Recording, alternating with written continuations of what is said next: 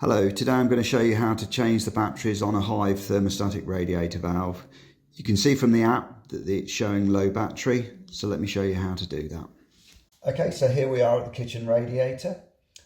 So to change the batteries, you've got to remove the valve cover, and to do that you have a feel around at the back of the valve and there's a little tab that you need to push in, and then you pull up and it comes off, and that's the tab just there. You can see it pushes in. You have to push it in quite hard to remove it. Okay, now on this radiator valve, the batteries are on the right hand side. So to get to them, you need to turn the valve round. Okay, and then just remove the batteries.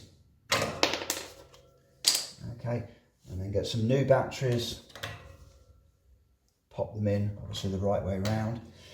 One thing with the batteries, if they've come out of the cold, then you might need to just leave them to warm up to room temperature.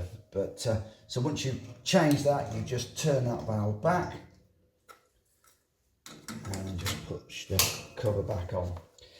Okay, and then you need to go to the app. Okay, so if you go back now into the app, you can see that the kitchen radiator now shows no low battery symbol. Sometimes you need to refresh the app to get rid of that symbol, and if you've got cold batteries, that can affect the time taken for the app to catch up with it